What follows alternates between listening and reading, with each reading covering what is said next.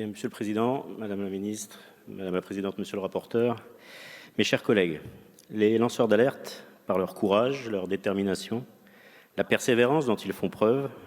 par leur volonté farouche de faire cesser des agissements nuisibles, illégaux ou contraires à l'intérêt général, sont en quelque sorte les résistants des temps modernes, essentiels au bon fonctionnement de notre démocratie. En signalant ou en divulguant des informations qui protègent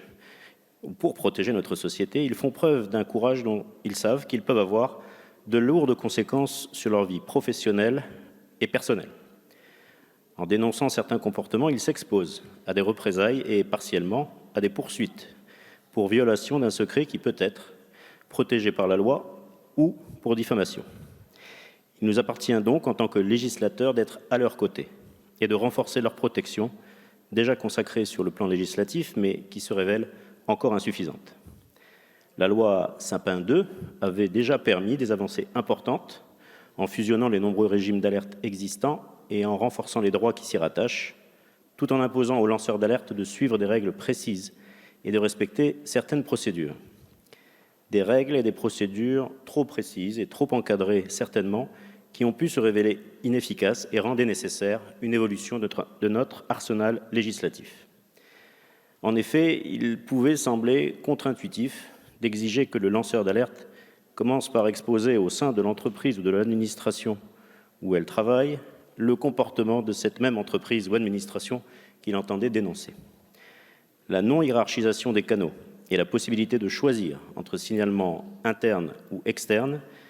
étaient parmi les corrections nécessaires, garantes de la liberté dont doivent pleinement disposer les lanceurs d'alerte. Cette proposition de loi permet également d'aller plus loin pour limiter les représailles, et notamment les procédures bâillons,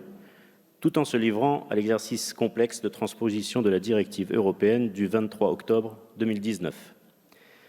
Elle instaure un meilleur équilibre entre la légitime protection des lanceurs d'alerte et le nécessaire encadrement de leurs moyens d'action.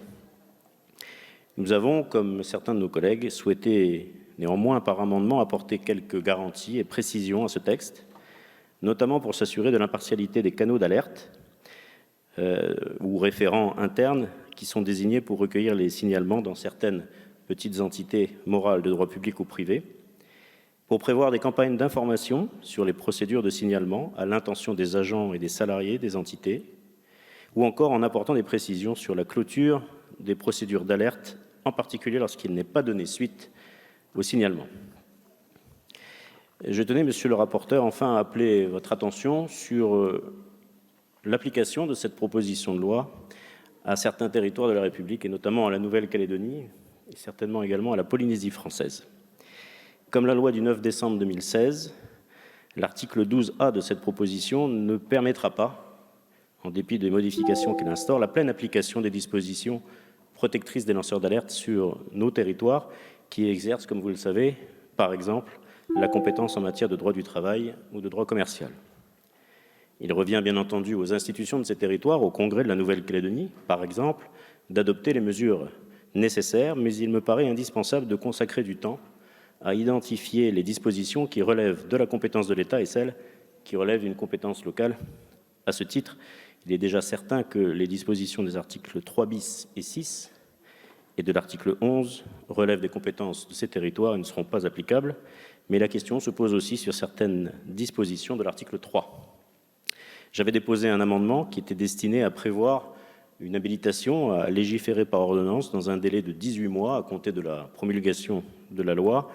afin de prévoir et de permettre, si nécessaire, l'adaptation des dispositions de votre texte. C'était une inspiration qui n'était pas très nouvelle, puisqu'elle s'inspirait, elle était dupliquée du mécanisme que nous avons récemment adopté lors du vote de la loi sur la bioéthique. Cet amendement a malheureusement été déclaré irrecevable, et je le regrette parce qu'à défaut de modification de l'article, la protection des lanceurs d'alerte ne sera pas uniforme sur l'ensemble du territoire de la République. Et j'espère, Monsieur le rapporteur, Madame la Ministre, que nous pourrons faire évoluer ce texte sur ce point, mais naturellement, le groupe UDI et indépendant votera avec conviction votre proposition de loi.